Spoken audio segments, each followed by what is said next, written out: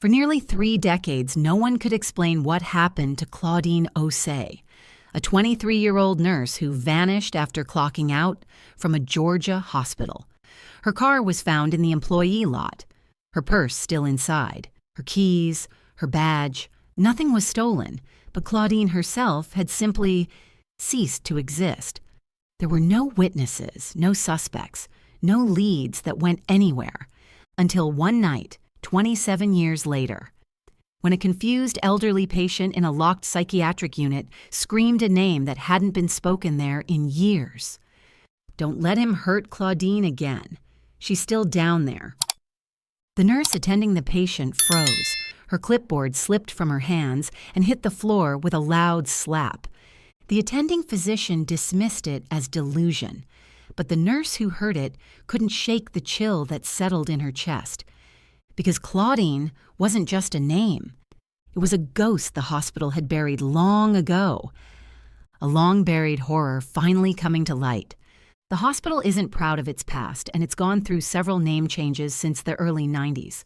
But old-timers in Macon, Georgia still remember the news vans and protests that gathered outside its brick gates in 1993. Claudine Osei had worked there for just 9 months before she disappeared. She was young, focused, and ambitious, newly licensed, and known for standing up for vulnerable patients. Her supervisors described her as committed. Her coworkers called her brave. Some of them also called her stubborn. Others, a troublemaker. In the weeks before she vanished, Claudine had filed internal complaints. She'd reported sedation irregularities in the psych ward, said patients were being dosed without chart updates, that Black patients were being chemically restrained more often, and sometimes for no documented reason. She was told it was above her pay grade, but she kept speaking up. And then, in September of 1993, after a long night shift, she was gone. Police reports at the time described it as a missing persons case with no evidence of foul play. Her car was locked. No signs of a struggle, no blood, no fingerprints other than hers. Her father, Elijah Osei, called it bullshit. He had served 2 tours in the Gulf. He knew what a cleanup looked like. And this was too perfect. She didn't run off. She didn't kill herself. My daughter was silenced. But the case stalled. Tips dried up. The hospital stonewalled. And the town moved on. The woman who screamed Claudine's name in 2020 was 78 years old, diagnosed with advanced dementia, but she had moments of clarity, and what she said that night was impossible to ignore. He dragged her. She was crying. Down the old hallway, the floor with the red lights, it's still there. He kept her. He told me to forget. She screamed it over and over as orderlies tried to restrain her. A new nurse on staff, 26-year-old Brianna Torres, took notice. It was her 3rd week on night shift. She'd never heard of Claudine Osei, but the next morning she Googled the name. When she found the old news articles, her hands began to shake. Brianna was smart enough to know what happens to nurses who ask the wrong questions, so she didn't raise the issue with her supervisor. Instead, she reached out anonymously to a local activist group known for investigating cold cases tied to race and law enforcement. 1 week later, a story appeared in a small but scrappy true crime blog based in Atlanta. Dementia patient screams missing nurse's name in Georgia facility. Family demands investigation. It might have gone unnoticed, but Elijah Osei saw it. He was 74 now, walking with a cane, his voice slower, but his will hadn't softened. He read the article 3 times. Then he drove through the night. When Elijah walked through the hospital gates again, 27 years after they took his daughter in but never gave her back, he could feel the air change. The reception staff stared. The nurses avoided eye contact. But someone, maybe out of guilt, maybe out of hope, slipped him a name: Nurse Torres. She met him in a church parking lot after her shift, terrified she was being watched. She told him everything. What the patient said. What she'd seen on the old floor. the room that was sealed off after a renovation in the 90s. She even whispered a name, Don Kelser. He used to work night security here. A cop, technically. The hospital had some kind of contract. That name hit Elijah like a brick. He remembered that man. Broad frame, cold eyes, the way he used to linger near the nurses' station. Elijah requested Don Kelser's personnel file. The hospital denied it, claimed there was no record of him ever working there. So he pulled his own file. Back when he filed a complaint in '93 against Kelser for threatening him outside the hospital after Claudine vanished. In that file, one note stood out. Security shift log, Officer D. Kelser, September 18, 1993. 11 p.m. to 7 a.m. The exact night Claudine disappeared. The hospital denied the shift log existed, said there was no Kelser, no record, no incident. But Elijah had the printed copy from '93, stained with age, creased at the edges, and signed by the assistant shift manager. He held it up to the receptionist's glass and tapped the date again and again. Security was called. He didn't care. They told him to leave the property. He did, but only after snapping a photo of the staff board mounted behind the desk. And he saw something that made his stomach knot. On the emergency roster under Legacy Access, Basement Wing, was a name, D. Kelser. If he was never employed here, why was his access still active? Elijah drove straight to the Macon County Public Records Office. Kelser's name wasn't in the current police roster, but he had been a sheriff's deputy until 1991. After a complaint for excessive force and misconduct, he had quietly left the department. The next year, he started private security work. No license history, no employment record. But a retired county dispatcher remembered something else.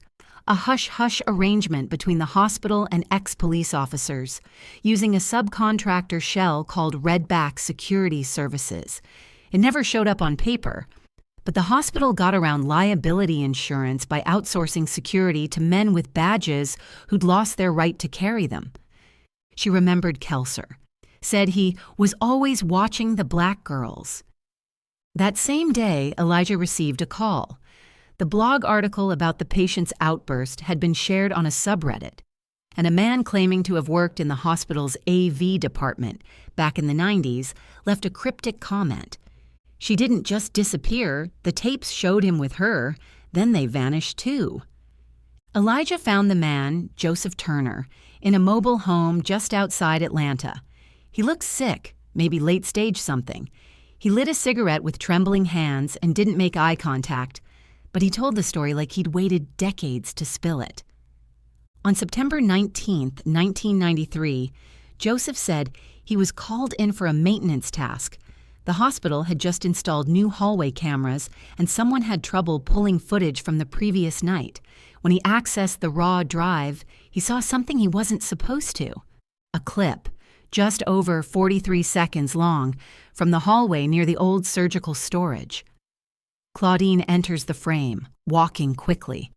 She looks over her shoulder. Then a tall man, broad-shouldered, follows. He's not in uniform, but he wears a badge on a chain. Joseph didn't recognize him. But what stuck with him was this. Claudine stops at the door. She turns to say something. Then sudden, he grabs her by the neck and pushes her inside. The door slams. The footage ends. He burned it onto a tape, told his supervisor. 2 days later, the original file was erased. When he went to his locker, the burned copy was gone too, except he'd made a second copy, and he still had it. It was in a taped-up shoebox under his bed. Elijah watched it in silence. No sound, just flickering black and white grain. The image jumps and stutters, but it's her, and it's him. He rewound it 6 times, watching the man's face. It was older, fatter, but it was Kelser, the same face that smirked when Elijah came asking about his daughter in '93, the same man the hospital swore never existed. The next day, Elijah brought the tape to the sheriff's department. A young detective reviewed it and went pale, but when it was passed up the chain, things slowed. They asked questions about chain of custody, claimed the footage might be doctored. The DA wasn't sure it met evidentiary standards. Elijah didn't care. He uploaded the clip to the blog, then Reddit, then Twitter, then YouTube. It got over 400,000 views in 3 days. The media storm forced the hospital to respond. They issued a vague statement about re-evaluating archival procedures and reaffirming commitment to transparency. A former nurse from the 90s emailed Elijah anonymously. She said she remembered a strange request from admin. All staff were told to stay off the lower surgical wing during construction, the same wing Claudine was last seen near. She also remembered something else. Claudine had told her that week, "If anything happens to me, tell my father to look in the floor." That was all Elijah needed. With public pressure building, a judge issued a limited search warrant for the sealed-off lower wing. The hospital stalled, citing asbestos. Protesters gathered outside. Finally, 2 days before Christmas, a joint task force was allowed in, supervised by the fire department and forensic investigators. The wing was dark, the ceiling half exposed.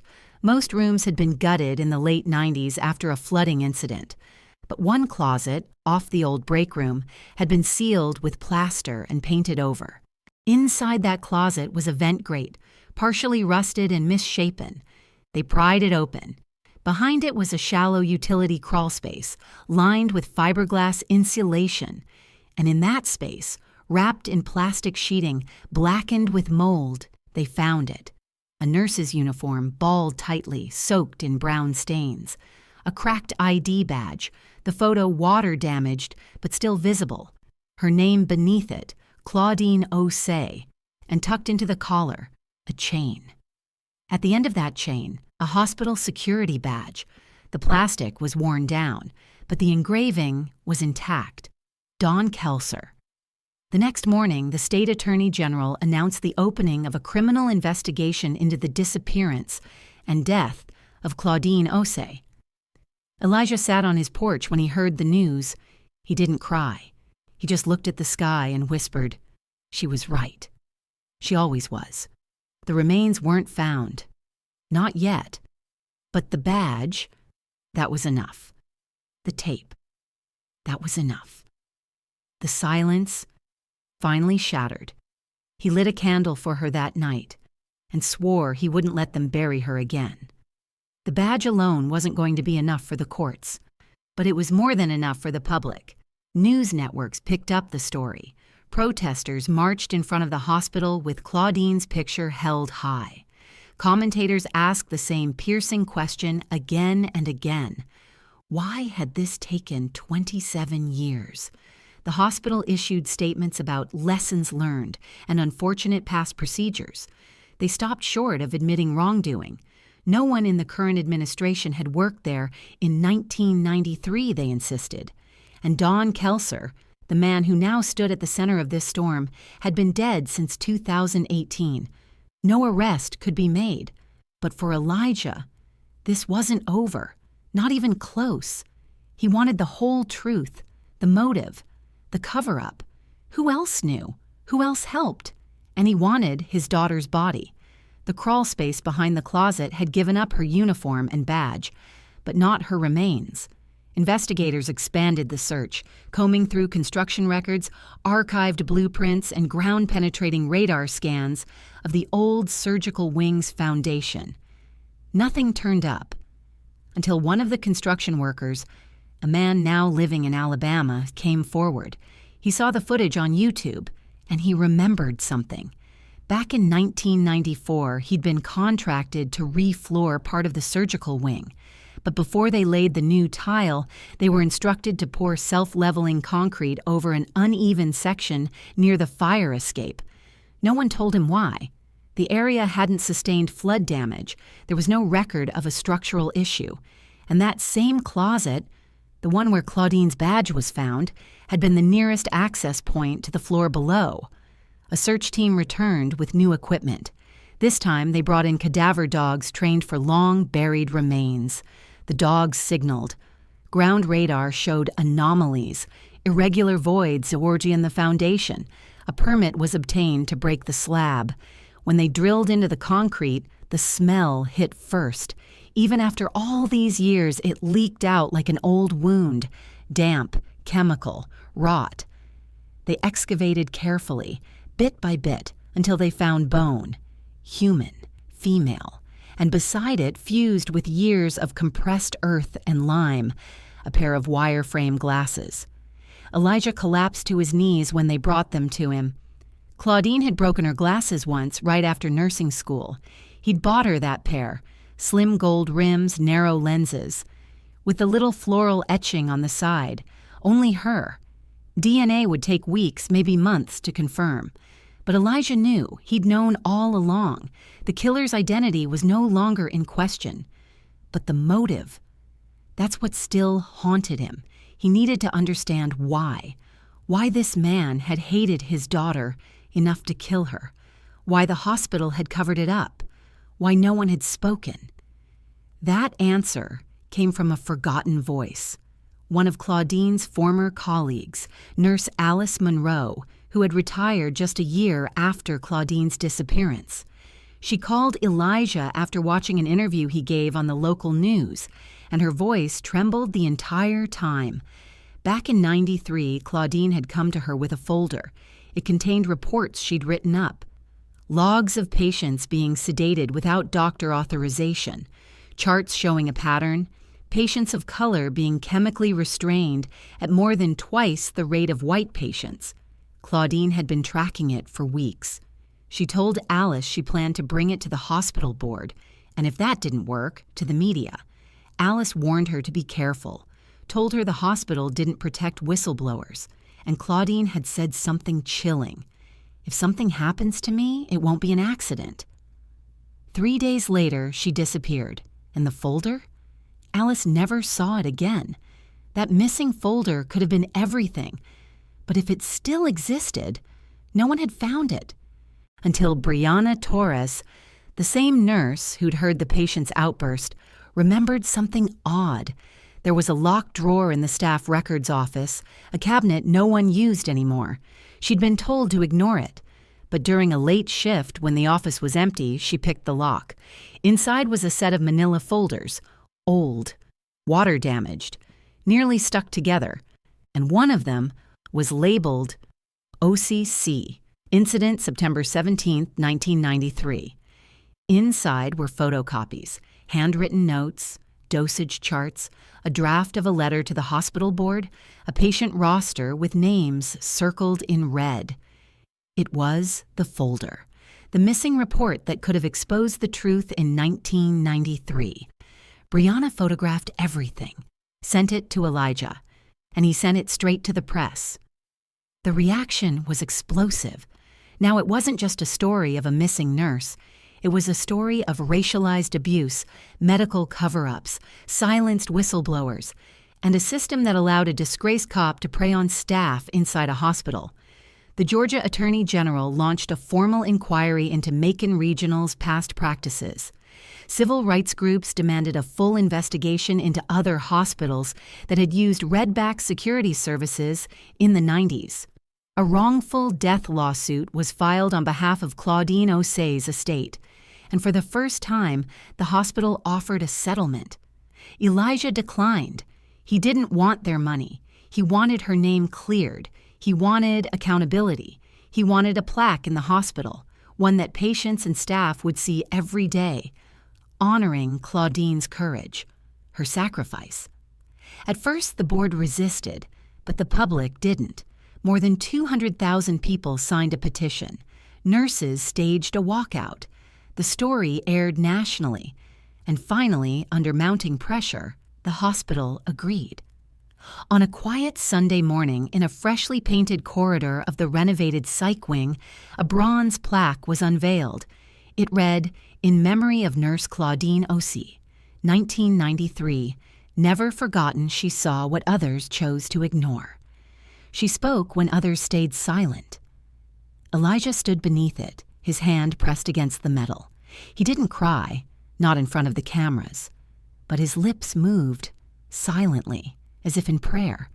Beside him stood Brianna, and behind her a crowd of staff, many of them young, many of them black, watching in stillness. The plaque wouldn't bring her back, but it told the truth. And for Elijah, that was the beginning of peace.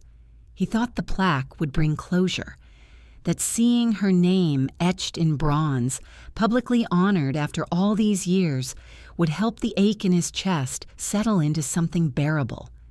But it didn't. The press called him a hero. The hospital administrators smiled stiffly in photos beside him. He gave speeches, sat for interviews, but something still itched at the back of his mind, something that hadn't been answered. Why had the hospital protected Dawn Kelser? Why go so far as to seal a hallway, destroy records, and preserve a lie for nearly 3 decades? It wasn't just about Claudine.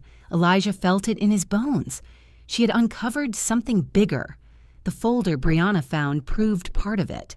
The over-sedation, the pattern of targeting black patients. But some of the patient names in Claudine's report had been redacted. Others were missing entirely from hospital archives. Someone had gone to a lot of effort to erase their existence. Elijah couldn't let it go. He began tracking down families of patients Claudine had circled in her notes. It was slow work. Many had died. Others had moved out of state. But one, a woman named Lorraine Benton, still lived 2 counties over. Her mother, Ruby, had been admitted to the hospital in August of 1993. She'd had early dementia but was otherwise physically healthy. She was supposed to stay for observation and medication adjustments. She never came home. The official report said Ruby suffered a sudden cardiac event in the middle of the night. Her body was cremated within 36 hours. Lorraine hadn't even been called until after it was done. She always thought something felt off. But she was a young mother then, alone, without money. She didn't push. But now, hearing Claudine's name, she remembered something strange. Ruby had told her on the last call they shared that a young black nurse had been protecting her. "She keeps the white man from putting me under too long," Ruby said, laughing weakly. "I like her." Elijah showed Lorraine the only known photo of Claudine in her scrubs. Lorraine covered her mouth and nodded. That was her. That was the nurse. And Ruby's death? It had occurred just 4 days before Claudine vanished. That same week, Claudine told Alice Monroe that she was afraid someone was watching her. It couldn't be coincidence. Elijah returned to the original complaint Claudine had filed, the one hospital officials said never existed. Buried in Brianna's recovered folder was a note. Patient RB, chart altered post-mortem, check morgue sign-out logs. The implication was clear. Claudine suspected that Ruby Benton's medical records had been changed after her death, possibly to hide something. Elijah took this to the state medical examiner's office. With mounting pressure from civil rights groups, the AG agreed to reopen death investigations tied to the hospital during 1993. A special task force began pulling archived files, and what they found added weight to Claudine's suspicions. Between July and September of 1993, there were 5 deaths listed as cardiac arrest in the psych wing. All 5 patients were black. All 5 had been scheduled for discharge within the week, and all 5 had signed consent forms for experimental sedation protocols, forms that bore irregularities in signatures and witness initials. 2 of them, it turned out, had already been diagnosed with heart conditions that would have contraindicated high levels of sedatives. No autopsies were ever conducted. When the original morgue supervisor was contacted, he said bluntly, "We weren't allowed to question hospital orders." He also remembered Claudine, said she once showed up demanding to see a patient's chart, said she looked shaken. That was a week before she disappeared. At this point, Elijah didn't believe Dawn Kelser was just some lone racist with a badge. He believed Kelser was part of something larger, a quiet, off-the-books protocol to test or suppress patients deemed unmanageable. He believed Claudine found out, and when she tried to report it, they sent Kelser to silence her. But the biggest question still lingered. Why Claudine? Why not just fire her, discredit her? Why murder her? It was Alice Monroe, again, who gave the final piece of the puzzle. Shortly before Claudine vanished, she told Alice that she had mailed a full copy of her report, patient notes, photos of charts, everything, to a journalist she trusted, someone she'd met through a local health equity coalition. She didn't say the name, but she said this: "If they try to shut me up, it won't work. My story's already out there." But the story never ran. Alice never heard about it again. And when Elijah searched archives of local newspapers, there were no articles mentioning Claudine Osei or any related hospital malpractice in 1993, until he checked the obituaries and found the name Carla Denning, a health columnist and part-time reporter who died in a house fire on September 22, 1993, 5 days after Claudine's disappearance. The official story: faulty space heater. The same night Claudine's folder disappeared from the staff room, Elijah sat in his truck for hours after reading that obituary. The grief wasn't fresh anymore, but the anger still burned. They had buried the truth with his daughter, buried it in concrete, in closets, in silence, and almost gotten away with it. But now he knew. He knew why she'd been killed. Because she refused to look away. Because she wouldn't play along. Because she believed one patient, one complaint, one file was worth risking everything. And that made her dangerous, not just to Kelser, but to everyone who stood to lose something if the truth came out. Elijah wasn't done. He began organizing a formal memorial, not just a plaque, but a full remembrance service at the hospital for all patients who died under suspicious circumstances during 1993. He invited families, advocates, journalists. He stood at the podium with Claudine's glasses in one hand and a photo of her in the other. He didn't cry, and he just said, "They tried to erase her, but she left her name on every door she knocked on, every patient she protected, every life she tried to save. You cannot erase a woman like that." The crowd stood in silence, then applause. Not loud, but lasting. Not for him, for her. As the memorial ended and people slowly filtered out of the hospital auditorium, Elijah remained seated in the front row. The photo of Claudine rested in his lap, and beside it, a folded sheet of paper. A list of names. Not just the patients who had died, but the staff who had quietly resigned in the months after Claudine disappeared. It had taken him weeks to track them down. Former nurses, orderlies, even a janitor. Each of them had vanished from the hospital's employee directory around late 1993 or early 1994. None were ever formally terminated. No exit interviews. No HR documentation. They were erased just like her. Some were afraid to talk. Others claimed they remembered nothing. But a few, after long pauses and bitter sighs, gave pieces of the puzzle. One of them, a janitor named Reggie Barnes, now working as a maintenance lead in Augusta, told Elijah about a night in mid-September, just before Claudine vanished. He had been cleaning the East Wing when he heard shouting. 2 voices, one female, one male, echoing from the emergency stairwell. Curious, he stepped closer. He saw Claudine push open the stairwell door. Her face was red, her voice fierce. She told the man, "You won't scare me into silence. I already made copies." Reggie didn't recognize the man's face, but he remembered the uniform. Hospital security. He saw them again about 10 minutes later, walking toward the basement level. Claudine was ahead of him, her arms crossed tight against her chest. She didn't look scared, she looked furious. That was the last time he ever saw her. When the news broke that she was missing, he wanted to come forward. But by the end of the week, his locker was cleaned out. His shift removed from the schedule. No explanation. He took the hint. Elijah thanked him and drove home with his hands trembling against the wheel. It had been a conspiracy of silence, one that didn't require documents or meetings, just fear, just power. He thought he'd unearthed everything. But then, 3 months after the memorial, Elijah received a package in the mail. There was no return address. Inside, an old cassette tape.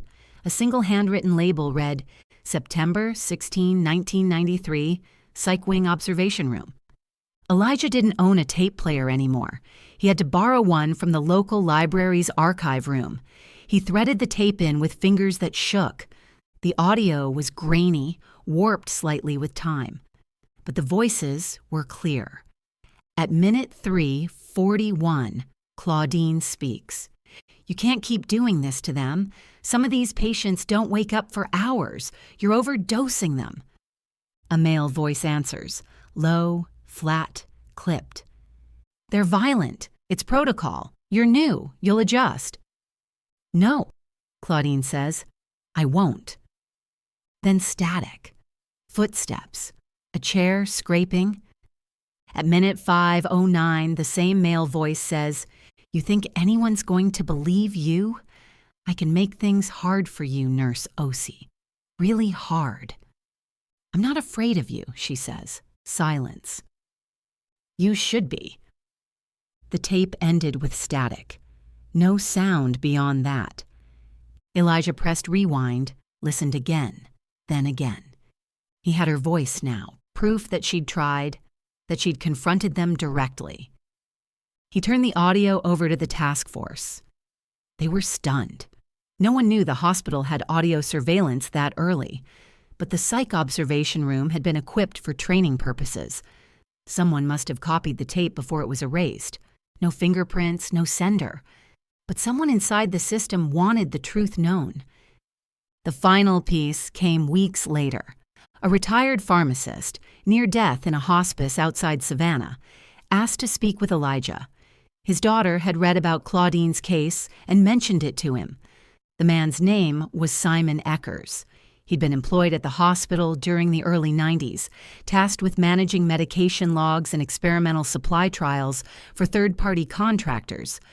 What he told Elijah shook him. Redback Security wasn't just a shell for rogue cops.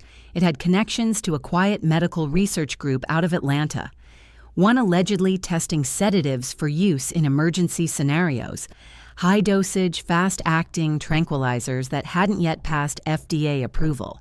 They used the hospital as a testing ground. Patients in the psych ward, especially those without strong family connections, were signed up under questionable consent forms.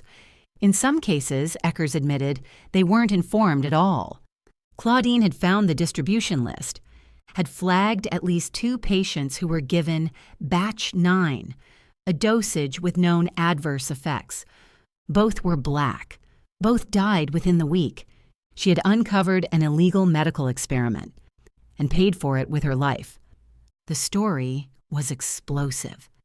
Journalists dug through legal filings, traced shell companies, exposed connections between Redback and a web of lobbying firms and pharma startups. The hospital went into full damage control. Former board members were subpoenaed. One administrator vanished overseas. The outrage reached Congress. The Department of Justice announced a formal investigation, but none of it brought Claudine back. None of it filled the quiet in Elijah's home, the seat across from his table, the missing laughter that used to drift from her room. Justice was coming, maybe slowly, maybe messily. But the wound would always be there. One night, Elijah sat on the back porch, Claudine's old stethoscope around his neck. It was all he had left of hers that still smelled faintly of her perfume. He looked up at the stars, his eyes wet, his voice barely audible. You weren't weak. You weren't naive. You were brave. You didn't just try to help them. You did. You saved them. He closed his eyes. And they'll never erase you again. In the months that followed, dozens of hospitals across the country began internal audits. Whistleblower protections were expanded in several states, and a national memorial wall was proposed. for healthcare workers who lost their lives trying to protect patients. At the very top of the draft list was her name, Claudine Osei. She had been 23 years old. She had been a nurse. She had seen the system's darkness and refused to look away. And now, the world could finally see her. The national attention never truly stopped. Even as the headlines faded, even as new scandals replaced the old ones, Claudine's story lingered. Online, in classrooms, in hospital corridors, whispered between young nurses. She had become more than a name. She was a symbol, a warning, a legacy. But for Elijah, it never stopped being personal. He still received letters, hundreds of them, from nurses who told him Claudine gave them courage, from daughters who said they now understood their father's grief, from patients who had once been locked away and forgotten, like the ones Claudine tried to protect. And then one arrived that stood apart. No name, no return address, just a folded piece of paper in a plain envelope, typed. Check the old church files at St. Mark's, back hall cabinet, drawer 3. It made no sense at first. St. Mark's was the church Elijah had pastored briefly in the mid-90s. He hadn't been back in over 2 decades, but something about the note, the simplicity, the precision. It felt real. He drove there that same afternoon. The church secretary didn't recognize him at first, but when he explained, she led him to the back hallway with its narrow cabinets full of dusty paperwork, programs, donation slips, and forgotten correspondence.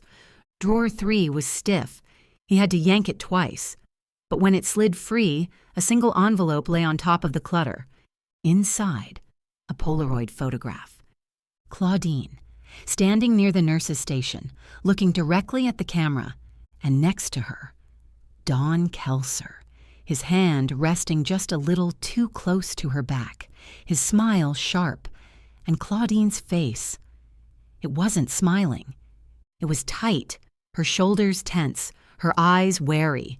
Written on the back, week of September 13th, 1993, last time I saw her. There was more. Another folded note beneath the photo. A name, Marla Kinsey. A phone number, and a single line. She knew everything. Elijah sat down on the cold tile floor. The air in the hallway was stale, unmoving. He took a breath and dialed the number. It rang twice.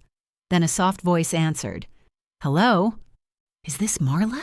he asked, his voice cracked. Silence. Then, "You're Claudine's father." "Yes." Another pause. Then a long, trembling exhale. "I didn't think you'd ever find me." Marla Kinsey had been a records clerk at the hospital in 1993. Young, like Claudine, just out of school, overworked, invisible. She told him how Claudine had trusted her, snuck her patient files, asked her to make copies, help organize the complaint. Marla didn't know what she was getting involved in at first, but when she saw the files, the inconsistencies, the medication logs, she realized Claudine was telling the truth. She was terrified, so she kept quiet, until the night Claudine disappeared. Marla had worked late that night, pulling chart data for a supervisor. Around 2 a.m., she heard yelling from the lower hallway, muffled but angry. She crept toward the stairwell, heart racing. She didn't see what happened, but she heard it, a crash. A voice. Claudine's voice, sharp, furious, then cut short. She froze. Then footsteps. Heavy ones.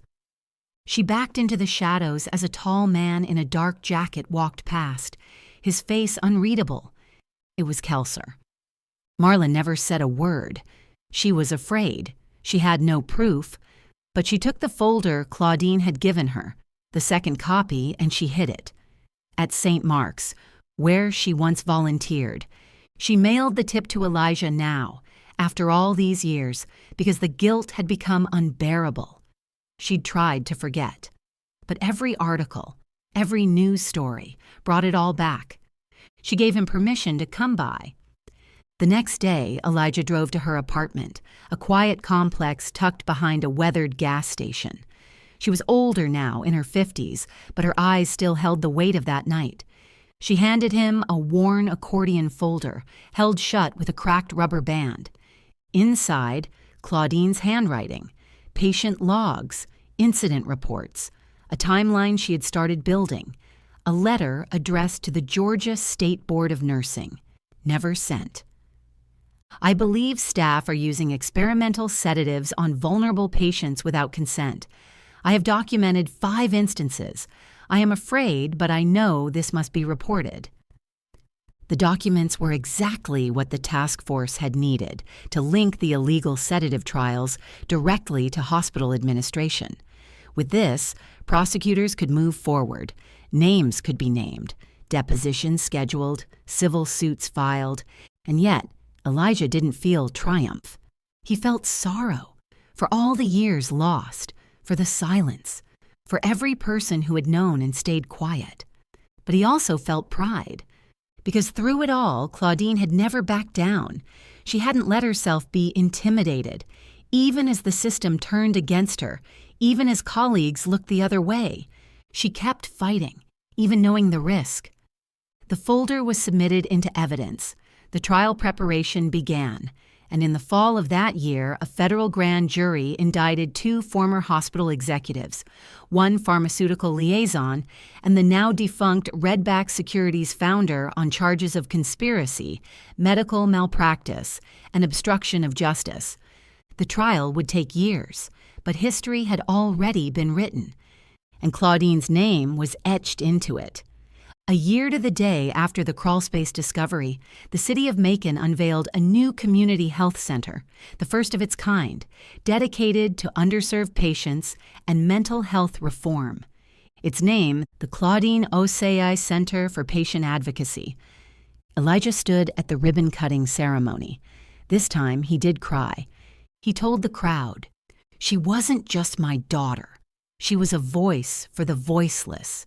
They tried to silence her, but now her name is carved in every heartbeat this place saves." A nurse in the crowd, fresh out of school, a black woman in her 20s, held up a sign that read, "I became a nurse because of her." That night, Elijah returned home and opened the last voicemail he had saved from Claudine. It was only 6 seconds long, left the day before she vanished. "Hey, Papa, I finished the night shift, exhausted, but I made a difference today. I think you'd be proud." He listened to it 3 times, then placed his phone down gently. The wind outside rattled the window slightly. He whispered, "I am proud. I always was."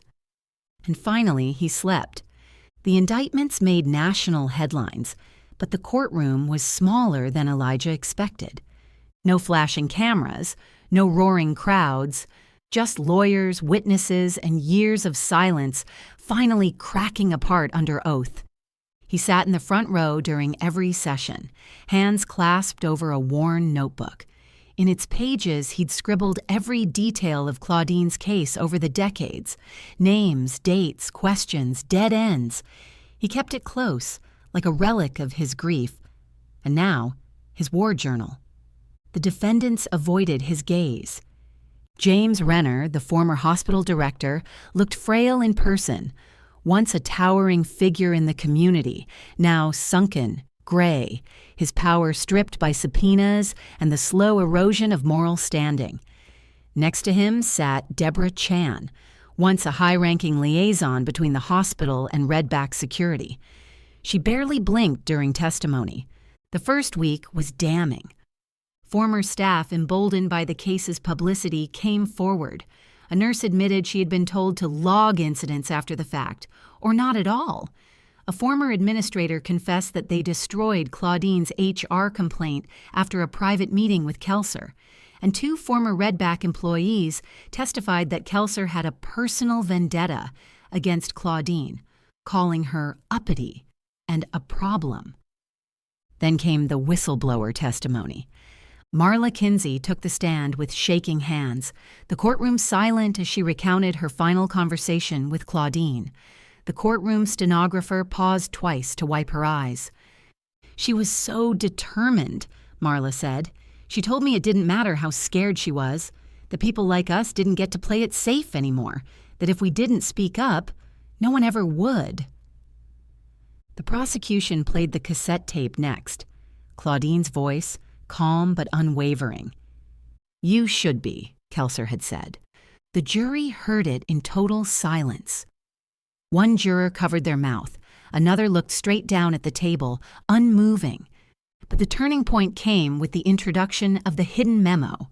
Submitted as part of Claudine's recovered file was a typed hospital memo dated September 14th, 1993. It referenced a shipment of non-FDA experimental tranquilizers arriving under a coded invoice, labeled only as Supply Stock Test Batch 9. The note was initialed by Deborah Chan. When questioned, Chan claimed she had no memory of the document. The courtroom bristled. The prosecutor leaned forward. "Is it your testimony that you do not recall authorizing a batch of unapproved sedatives administered to psychiatric patients without informed consent?" Chan didn't answer. The judge ordered the question repeated. She remained silent. Outside the courthouse, media swarmed Elijah. He declined interviews. "This is about her," he told them, "not me." Inside, he sat through hours of testimony, diagrams, and cross-examinations, his back stiff, his eyes unwavering. He didn't want to miss a single moment, not one truth, not one lie. On the 9th day, prosecutors introduced autopsy reevaluations of 3 patients who had died under natural causes in 1993. Modern analysis of preserved tissue samples showed abnormally high concentrations of sedative compounds consistent with experimental tranquilizers. It was the final nail. When the jury delivered its verdict, Elijah stood but did not smile. Guilty. On multiple counts of conspiracy, falsification of medical records, and criminal negligence. The sentences would be light compared to the damage done. Renner, elderly and ill, would serve time under house arrest and lose his pension. Chan was sentenced to 5 years. The Redback founder fled overseas before charges could be filed, but an international warrant was issued. Still, none of them faced charges for Claudine's murder. Because Kelser was dead. Because she had vanished without a camera, without a sound. Because the law needed a living body to prosecute. But Elijah didn't need a courtroom for justice. He'd already gotten what mattered. The world now knew the truth. After the verdict, he visited her grave. Not the empty marker placed in the early years, but the newly dedicated resting place at the Center for Patient Advocacy. Her name engraved in stone, her story carved into policy changes across the state. He placed a stethoscope at the base of her headstone, one he had bought from a local nursing student who said Claudine's story made her choose this path. He whispered, "They heard you." The weeks that followed were quiet. For the first time in years, Elijah didn't wake with panic in his chest.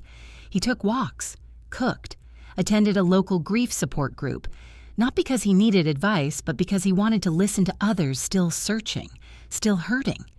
He knew what that looked like. One evening, as the sun sank behind his backyard, a letter arrived, handwritten, no signature. Inside was a single photograph, the sealed crawlspace, freshly opened, light flooding in. The note read, "She was never forgotten. She was just waiting." Elijah didn't know who sent it. Maybe someone from the team, maybe one of the nurses, maybe someone who hadn't been ready to speak in 1993, but who needed to now. He pinned it above his desk, a reminder. That silence doesn't mean surrender, that the truth survives even when buried deep, especially when buried deep.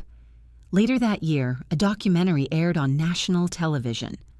The Floor She Never Left. It traced Claudine's life, disappearance, and the case that changed Georgia's patient rights laws. Elijah appeared only briefly, not out of shyness, but principle. "This was her fight," he said on camera. "I just held the flashlight."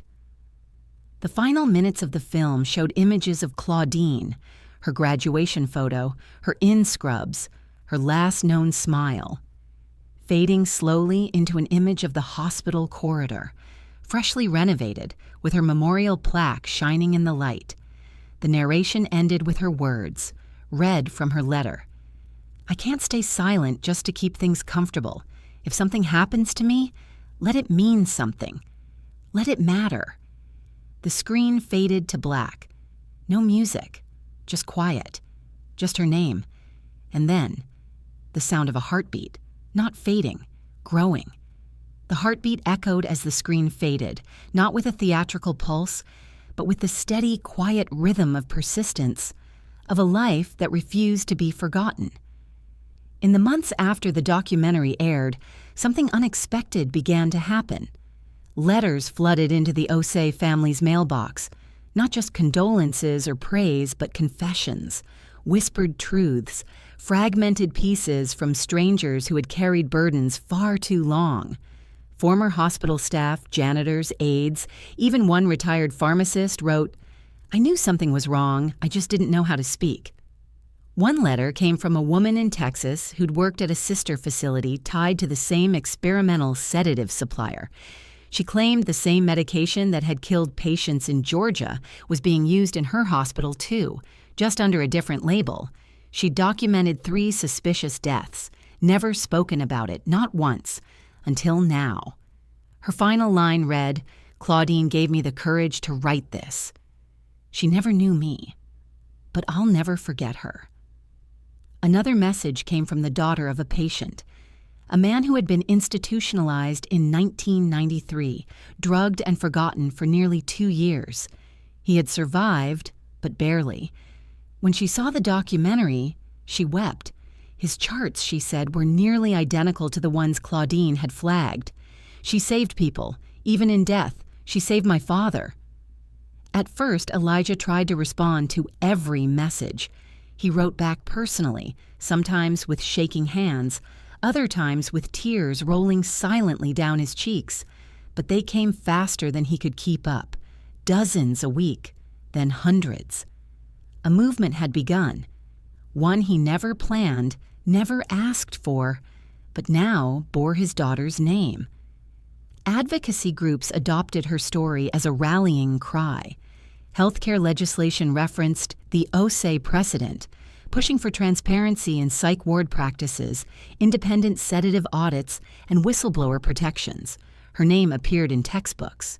Nursing students wrote essays about her. A medical ethics professor at Emory University designed an entire unit titled The Claudine Test. What would you risk to do what's right? And through it all, Elijah stayed quiet, not distant, just grounded, still, as if his body had finally allowed his spirit to rest. But rest didn't mean silence. When asked to speak at a national healthcare summit in D.C., he hesitated, but something inside urged him to go. He stood on the stage in a simple gray suit, his tie slightly crooked, the one Claudine had bought him before her graduation. He looked out at a crowd of hospital directors, nurses, policymakers, young students hungry for purpose. He didn't open with her death. He opened with her life. "My daughter wasn't a martyr. She was a woman, a nurse. She loved peach cobbler and crime dramas and had a terrible singing voice that she used anyway, all the time. She was stubborn, and she was brave. And she told the truth when it cost her everything." He paused, his voice steady, the room silent. "You want to fix the system. Don't just change the paperwork. Change the silence. Make it impossible for the next Claudine to be ignored." When he stepped down, the audience stood. Some cried, some clapped with fists clenched. Others just sat in reverent stillness, moved not by spectacle, but by the undeniable weight of truth. Weeks later, Georgia passed the Claudine Law, a bill mandating full transparency of sedation logs in psychiatric facilities, real-time patient advocacy oversight, and third-party investigations into any death deemed unexplained. Similar bills followed in other states. But the change that meant most to Elijah came quietly. In the very same hospital where Claudine vanished, a new room was dedicated, not just in name, but in purpose. The Claudine Osei Advocacy Room became a protected space for whistleblowers, patients, and staff to report misconduct anonymously. It was monitored not by hospital administration, but by an independent ethics board with legal authority. It wasn't enough. Nothing ever would be. But it was real, and it was permanent. One evening, Elijah visited the room alone. It was warm, painted soft colors, quiet. A single photograph of Claudine hung above a bookshelf lined with patient rights materials and anonymous submission forms. He placed a white rose on the windowsill. He stood there for a long time. A nurse entered quietly behind him, young, her badge reading N. Kelly, RN. She paused when she saw him. Her voice was small, respectful. "Mr. Osei, I just wanted to say thank you. I almost walked away from this job, but your daughter's story, it reminded me why I started." He nodded. His throat tightened. "Then don't walk away," he said. She didn't. Later that night at home, Elijah unlocked the drawer beside his bed. Inside was a small velvet pouch. Claudine's earrings, gold, delicate, bent slightly from years hidden in a rusted drain. He held them in his palm, running a thumb along the curve. She had loved these earrings, said they made her feel grown. He set them gently on the table beside his bed, and for the first time in years, he didn't dream of the stairwell, or the concrete, or the silence. He dreamed of her voice, laughing. The next morning, the sky was wide and soft with morning haze. A quiet knock came at his door. A package, hand-delivered. No postage, just a small white box with a typed label. For the archive, her words matter. Inside were 6 more handwritten testimonies from survivors who said they had been sedated in 1993. Each included a message of thanks to Claudine. Each ended the same way. She didn't die in vain.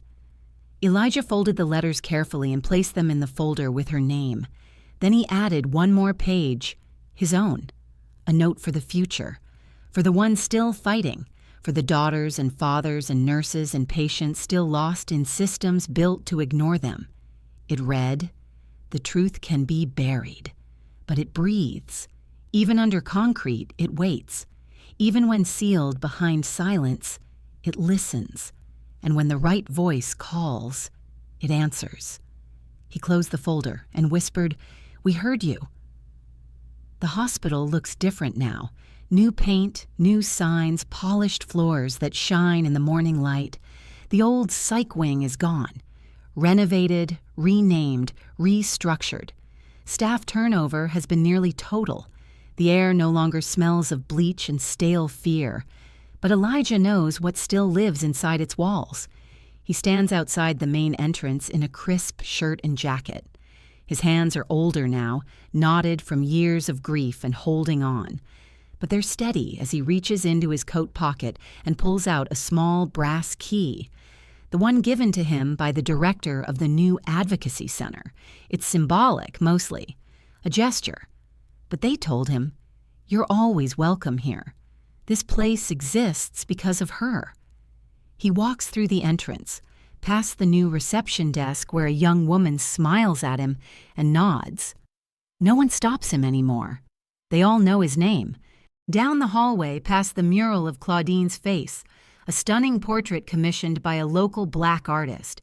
It shows her in profile, stethoscope around her neck, her hair pulled back, her eyes focused on something we can't see.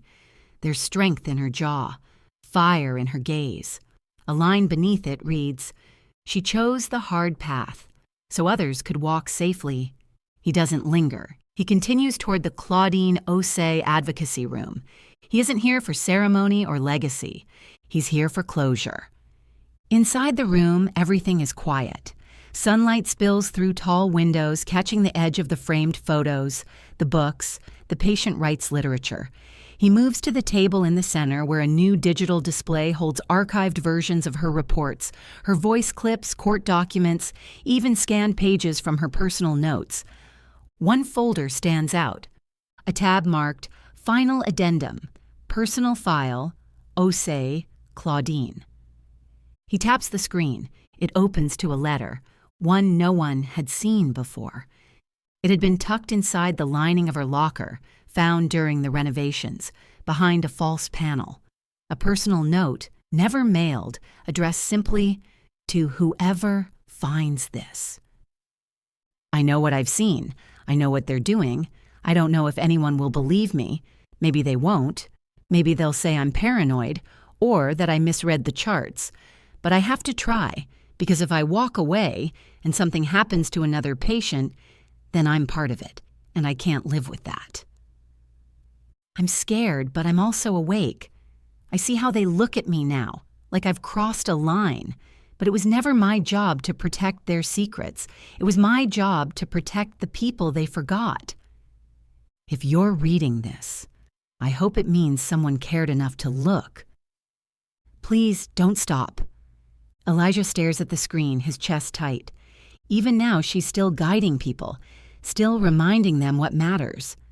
Later, he walks the grounds of the hospital. There are families out front now.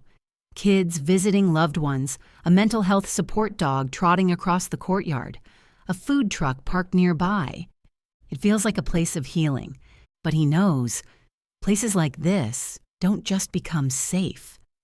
They are made safe by people who speak up, people who don't look away, people like her.